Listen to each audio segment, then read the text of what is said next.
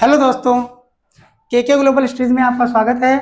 आज हम आपके लिए लेकर आए हैं क्लास 12 फिजिक्स का पहला चैप्टर, जिसका नाम है विद्युत आवेश तथा क्षेत्र, इलेक्ट्रिक चार्ज एंड फील्ड, जिसकी पहली क्लास है, जिसमें आपको लाइव पढ़ाया जाएगा और रिकॉर्डेड क्लास भी प्रोवाइड कराई जाएंगी।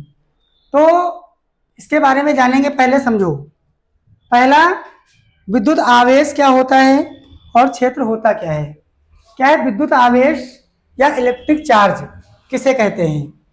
तो जो विद्युत आवेश होता है वो किसी पदार्थ जैसे है, कोई भी पदार्थ है, किसी पदार्थ का वह गुण होता है जिसके कारण वस्तु किसी अन्य आवेशित वस्तु को अपनी ओर आकर्षित करती है। ठीक है, देखो वैद्युत आवेश कैसे लिखेंगे, ध्यान दीजिएगा। जो वैद्युत आवेश होता है वो क्या होता है, समझो। वैद्युत आवेश किसी पदार्थ का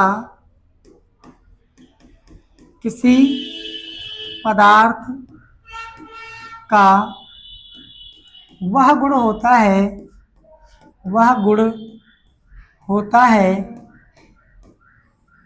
है जिसके कारण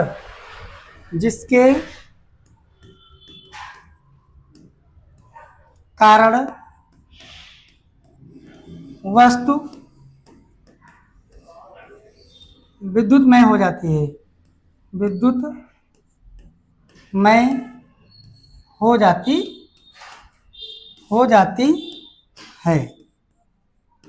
वस्तु क्या हो जाती है, वैद्युतमय हो जाती है। यानी कि उसमें कि अन्य वस्तुओं को आकर्षित या प्रतिकर्षित करने का गुण उत्पन्न हो जाता है, जिसको हम क्या कहते हैं, विद्युत आवेश कहते हैं। अब ये आवेश जो होता है इसको कैसे लिखते हैं, इसे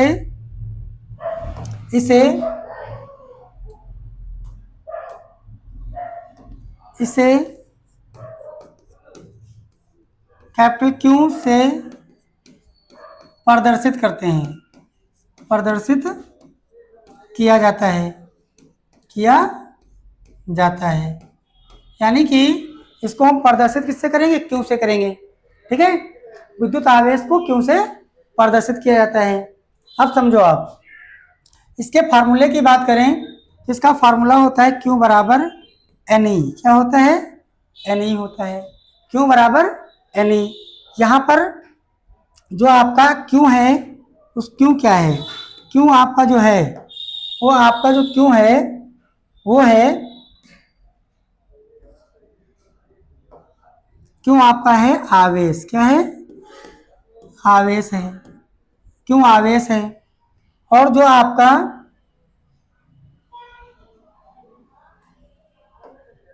एन है वो इलेक्ट्रॉनों की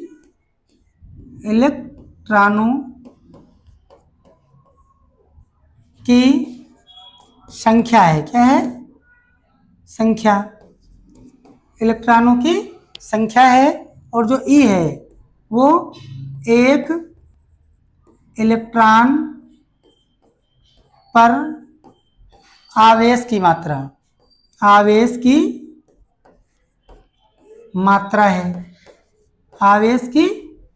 है। ई का मान कितना होता है, 1.6 इंटू 10 की पावर -19 कूलाम होता है।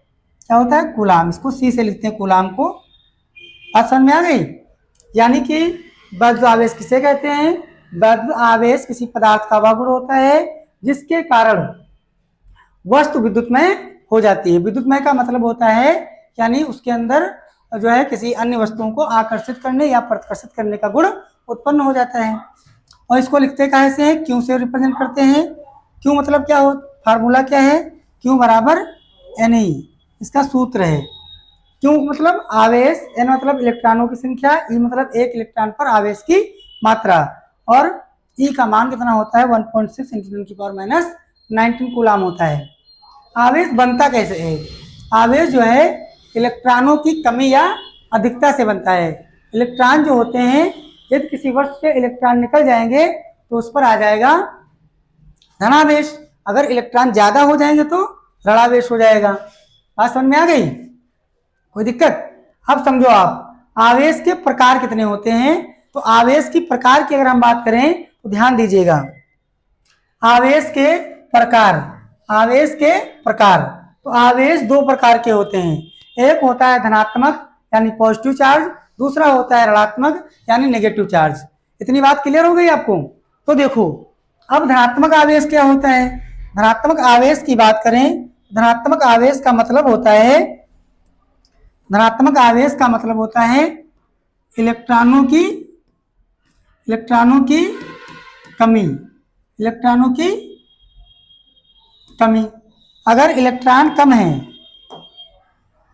अगर इलेक्ट्रॉन कम है तो हम वहां पर कह सकते हैं कि धनात्मक आवेश है। कौन सा आवेश है? धनात्मक आवेश होगा, इलेक्ट्रॉनों की कमी से बनता है। और जो आपका ऋणात्मक आवेश होता है ये इलेक्ट्रॉनों की अधिकता से बनता है, अधिकता, ये इलेक्ट्रॉनों की अधिकता से बनेगा।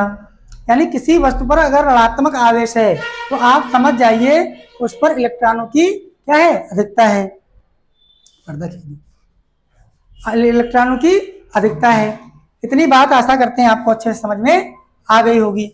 अब मान लो इलेक्ट्रॉन किसी वस्तु से निकलते हैं या प्रोटॉन, या कैसे क्या होता है समझो। जैसे मानो आपने देखा होगा केमिस्ट्री में Na होता है, क्या होता है? Na, ये क्या है? सोडियम है, आप लोगों ने पढ़ा होगा। तो इस पर जो 11 23 होते हैं, मतलब परमाणु क्रमांक 11 होता है और परमाणु भार 23 होता है। तो जो ये परमाणु क्रमांक है यही इलेक्ट्रॉनों की संख्या होती है। ये क्या है? इलेक्ट्रॉनों की संख्या। इसमें क्या होता है? इसमें होता है प्रोटॉन प्लस न्यूट्रॉन। इसमें दो लोग होते हैं, प्रोटॉन प्लस न्यूट्रॉन होते हैं। तो इलेक्ट्रॉन प्रोटॉन बराबर होते हैं और न्यूट्रॉन कम ज्यादा हो सकते हैं। इतनी बात तो आपको समझ में आ गई होगी। तो इसी का हम इलेक्ट्रॉनिक विन्यास अगर करें तो हम देखते हैं कि पहले क्या आता है इलेक्ट्रॉनिक विन्यास में। पहले कोष में 2, फिर 8, वहां कितने? 11, तो लास्ट में कितना आएगा? 1। कितना आएगा? 1 आएगा। तो यहां पर समझो ये 1 इलेक्ट्रॉन अंतिम कोष में कितने होने चाहिए? 8 होने चाहिए। तो अब या तो ये 7 इलेक्ट्रॉन को ग्रहण कर ले, 7 इलेक्ट्रॉन को या तो फिर ग्रहण कर ले या तो 1 इलेक्ट्रॉन को त्याग दे। तो इसीलिए 1 इलेक्ट्रॉन को त्यागना आसान होता है, 1 इलेक्ट्रॉन निकल जाता है। क्या हो जाता है? निकल जाता है। इसीलिए आपने देखा होगा Na+ होता है। क्या होता है? Na+ होता है। तो इलेक्ट्रॉन अगर निकलेंगे तो प्लस आएगा, इलेक्ट्रॉन अगर आएंगे तो माइनस आएगा। देखो जैसे Cl होता है, Cl 17 होते हैं इलेक्ट्रॉन, तो भरोगे 2, 8 और 10 हो ही गए। लास्ट वाले में कितने बचे? 7। अंतिम कोष में 8 होना चाहिए था, तो ये 7 इलेक्ट्रॉन को त्याग दे या तो 1 इलेक्ट्रॉन को ग्रहण कर ले। तो ये क्या करेगा? 1 इलेक्ट्रॉन बाहर से ग्रहण कर लेगा, और जब इलेक्ट्रॉन को ग्रहण कर लेगा तो इलेक्ट्रॉनों की संख्या ज्यादा हो जाएगी प्रोटॉनों की अपेक्षा, तो इस पर आ जाएगा ऋणात्मक आवेश, इसीलिए कहते हैं Cl-। बात समझ में आ गई? तो इलेक्ट्रॉन अगर निकलेंगे तो धनात्मक आवेश, इलेक्ट्रॉन अगर आएंगे तो ऋणात्मक आवेश। कोई डाउट? तो इसीलिए आवेश जो होते हैं 2 प्रकार के होते हैं, धनात्मक आवेश और ऋणात्मक आवेश। कोई डाउट? इलेक्ट्रॉनों के कमी से धनात्मक आवेश, इलेक्ट्रॉनों की अधिकता से ऋणात्मक आवेश बनेगा। कोई दिक्कत? कोई भी पदार्थ जो होता है, जैसे मान लो कोई पदार्थ है, मान के चलो कोई पदार्थ है, जैसे ये कोई पदार्थ है, ठीक है। इसके अंदर मान लो, इसके अंदर क्या होगा, ये आपका इसके अंदर होगा नाभिक। क्या होगा? नाभिक। नाभिक में होते हैं प्रोटॉन प्लस न्यूट्रॉन होते हैं, और बाहर की कक्षाओं में क्या होते हैं? बाहर की कक्षाओं में आपके होते हैं इलेक्ट्रॉन। क्या होते हैं? इलेक्ट्रॉन। तो इलेक्ट्रॉन जो है जब किसी दूसरी वस्तु से घिसोगे, इनको टक्कर मतलब इनको रगड़ा जाएगा, तो क्या होगा? इलेक्ट्रॉन का ट्रांसफर यानी कि स्थानांतरण हो जाएगा। तो इलेक्ट्रॉनों का ही स्थानांतरण होता है। तो अगर हम कहें आवेश कैसे बनता है, तो हम कह सकते हैं आवेश जो है इलेक्ट्रॉनों के वजह से बनता है, यानी इलेक्ट्रॉन आएंगे या जाएंगे तभी आवेश उत्पन्न होगा किसी वस्तु पर। बात समझ में आ गई? तो इसके आगे समझिए। और आवेश का मात्रक क्या होता है? आवेश का अगर मात्रक की बात करें, आवेश का मात्रक, तो आवेश का मात्रक होता है कूलाम। क्या होता है? कूलाम होता है, कूलाम। आवेश का मात्रक क्या होता है? कूलाम। इसी को सी से लिखते हैं। तो आगे समझिए अब। जैसे देखो, आवेश के गुण क्या होते हैं? आवेश जो होता है इसके गुण क्या होते हैं? तो इसके अंदर दो गुण होते हैं। एक तो संरक्षण का गुण होता है, जिसको हम लोग कहते हैं कंजर्वेशन ऑफ चार्ज। दूसरा होता है क्वांटीकरण, यानी क्वांटिजेशन, मतलब क्वांटाइजेशन, है ना। दो प्रकार के गुण होते हैं इसके अंदर हैं। तो बात करें संरक्षण क्या होता है, तो संरक्षण की अगर हम लोग बात करें मेरे प्यारे बच्चों, तो संरक्षण की अगर हम बात करेंगे तो आपको समझना ये है यहाँ पर कि जो संरक्षण है इसका मतलब है आवेश को ना तो उत्पन्न किया जाता है, ना तो उत्पन्न किया जाता है, उत्पन्न किया जाता है, और ना ही नष्ट किया जाता है, ना ही नष्ट किया जा सकता है, नष्ट किया जा सकता है। आवेश को ना तो उत्पन्न किया जाता है, ना तो नष्ट किया जाता है। सिर्फ क्या होता है, एक वस्तु से दूसरी वस्तु में हम स्थानांतरण इसका कर सकते हैं। जो आवेश होता है इसका एक वस्तु से दूसरी वस्तु पर स्थानांतरण होता है। और क्वांटीकरण का मतलब क्या होता है समझो। जो क्वांटीकरण का मतलब ये होता है, जो आवेश होता है, आवेश को, क्वांटीकरण का मतलब होता है आवेश को अनिश्चित रूप से, अनिश्चित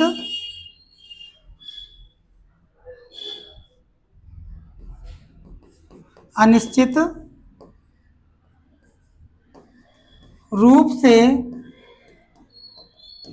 विभाजित नहीं किया जा सकता, विभाजित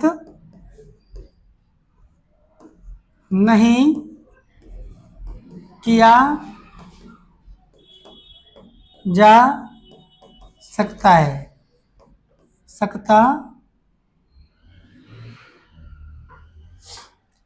जो आपका आवेश होता है उसको हम अनिश्चित रूप से विभाजित नहीं कर सकते हैं। यानी कि आवेश जो होता है, आवेश जो होता है, आवेश जो होता है, आवेश मूल आवेश का, मूल आवेश का पूर्ण गुणज होता है, पूर्ण गुणज होता है। क्या होता है? पूर्ण गुणज, गुणज होता है। आवेश जो होता है वो मूल आवेश का पूर्ण गुणज होता है। तो इतनी बात आपको समझ में आ गई होगी। जैसे कि मान लो 2e, 3e, 4e, या -2e, या -3e, कुछ भी लिख सकते हो आप। ठीक है, इस तरीके से पूर्ण गुणज होगा। यानी कि ना तो ये ऐसा नहीं है कि जो है 3/2e हो, ऐसे नहीं होगा। ठीक है, इस प्रकार से नहीं होगा, इस तरीके से पूर्ण गुणज होगा। इसी को हम लोग क्या कहते हैं? क्वांटीकरण कहा जाता है। इतनी बात आपको आशा करते हैं अच्छे से समझ में आ गई होगी। अब इसके आगे समझो। जैसे आपको आगे क्या पढ़ना है, चालक क्या होते हैं और कुचालक क्या होते हैं। यानी कि कंडक्टर्स एंड इंसुलेटर्स। इंसुलेटर्स क्या होते हैं, तो कंडक्टर्स क्या होते हैं और इंसुलेटर्स क्या होते हैं समझो। चालक किसे कहते हैं? अगर हम लोग चालक की बात करें, यहाँ पर समझो, ये आपको हेडिंग दी है। चालक जो होता है, चालक क्या होता है, चालक किसे कहते हैं? चालक का मतलब होता है चलना। क्या होता है? चलना। अब क्या चलना, मतलब आवेश का चलना। यानी कि कहेंगे तो चालक का मतलब वे पदार्थ जिनमें वैद्युत धारा प्रवाहित हो सकती है। क्या हो सकती है? वे पदार्थ जिनमें वैद्युत धारा प्रवाहित हो सकती है, प्रवाहित हो सकती है वे पदार्थ जिनमें विद्युत धारा प्रवाहित हो सकती है। जैसे मान लो, जैसे मान के चलो, जैसे लोहा होता है ना, तांबा, एल्युमिनियम,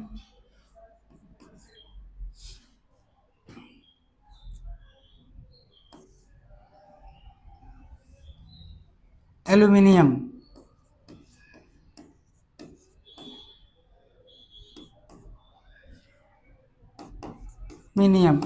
हो गया। इस प्रकार से बहुत सारे ऐसे पदार्थ हैं जिनमें विद्युत धारा प्रवाहित हो सकती है। उनको हम लोग क्या कहते हैं? चालक कहते हैं। क्या कहते हैं? चालक। अब हम कुचालक की बात करें तो कुचालक में क्या आता है? जिनमें विद्युत धारा प्रवाहित नहीं हो सकती है, जिनमें वैद्युत धारा प्रवाहित नहीं हो सकती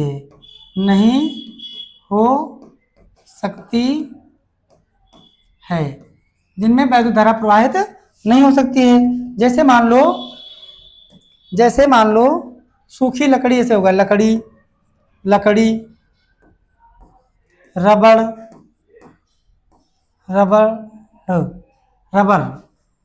लिखो, रबड़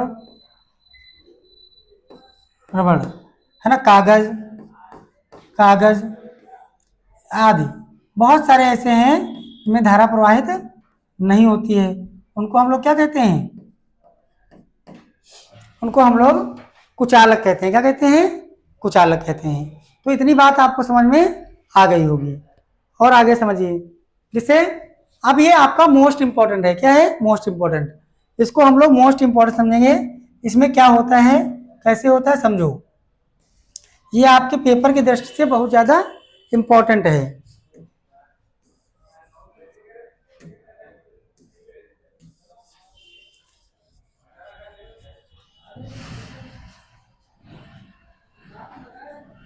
ये आपके पेपर के लिए बहुत इंपॉर्टेंट है। देखो इसमें क्या है, इसमें है कूलाम का नियम। क्या है? कूलाम का नियम। तो कूलाम के नियम के अनुसार समझिए, कूलाम के नियम में कूलाम ने क्या बताया था, समझो। तो कहोगे कूलाम ने बताया, जैसे मान लो दो बिंदु आवेश हैं, जैसे Q1 है और यहाँ पर क्या है, Q2 है। दो बिंदु आवेश है। क्या है? दो बिंदु आवेश। इसमें हम स्थिर आवेशों के बारे में बात करते हैं। देखो, जैसे यहाँ पर कूलाम के नियम के अनुसार बताया गया, ये पॉजिटिव चार्ज है और ये भी पॉजिटिव चार्ज है। अगर दोनों पॉजिटिव चार्ज रखे जाएंगे तो एक दूसरे को क्या करेंगे? एक दूसरे को प्रतिकर्षित करेंगे। क्या करेंगे? प्रतिकर्षित करेंगे, है ना, रिपल्सन करेंगे। क्या करेंगे? रिपल्सन। और अगर दोनों अलग अलग चार्ज होंगे तो ये अट्रैक्शन करेंगे। क्या करेंगे? अट्रैक्शन। इतनी बात तो आप लोग समझ ही गए होंगे। तो अब समझो करना क्या है। जैसे मान लो हमने ले लिया दो आवेश, एक ले लिया Q1 और एक ले लिया Q2। ये दोनों R दूरी पर रखे हैं। कितनी दूरी पर रखे हैं? R दूरी पर रखे हुए हैं, है ना। ये दोनों R दूरी पर रखे हुए हैं। तो कूलाम ने बताया, लिखोगे कूलाम के नियम के अनुसार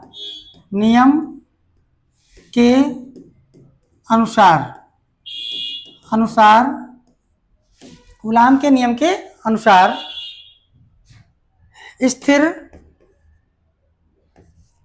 स्थिर दो बिंदु आवेशों के बीच लगने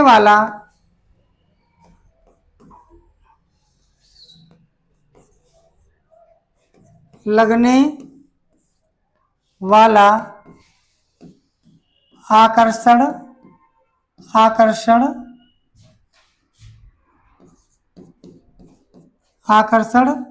अथवा प्रतिकर्षण कर्षण बल, लगने वाला आकर्षण अथवा प्रतिकर्षण बल दोनों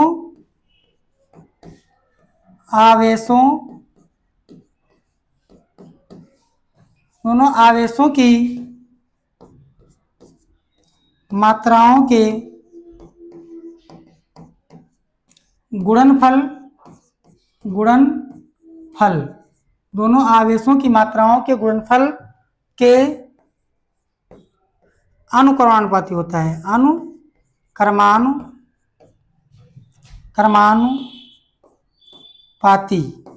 अनुक्रमानुपाती होता है तथा और इनके नियम के अनुसार बताया गया दोनों बिंदु आवेशों के बीच लगने वाला आकर्षण अथवा प्रतिकर्षण बल दोनों आवेशों की मात्राओं के गुणनफल के अनुक्रमानुपाती तथा इसके आगे तथा जोड़ दो तथा उनके बीच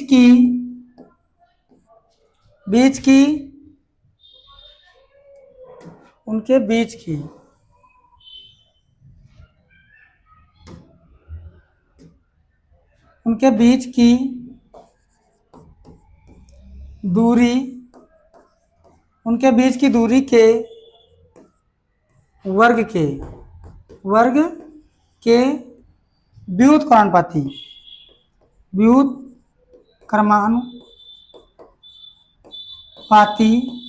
व्युत्क्रमानुपाती होता है।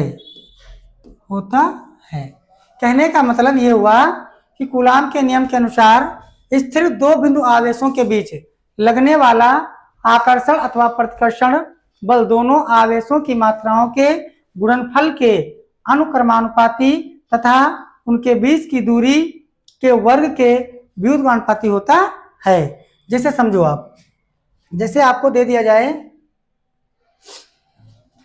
जैसे इसके अनुसार देखो F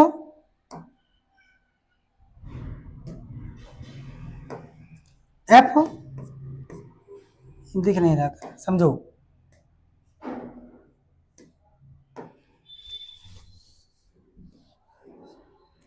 F अनुक्रमानुपाती Q1 Q2 बटे R स्क्वायर।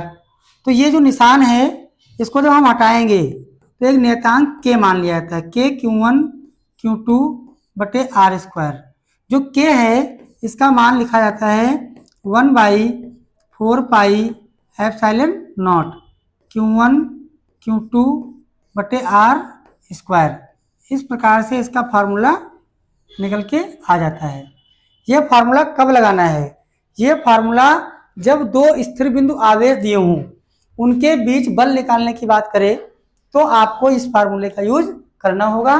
तो आपको अच्छी तरीके से समझ में आ गया होगा कूलाम का नियम क्या होता है, इसमें क्या बताया गया है। तो ये आप लोगों ने अच्छे से समझ लिया होगा और ये फार्मूला आपको याद करना है। Okay, thank you.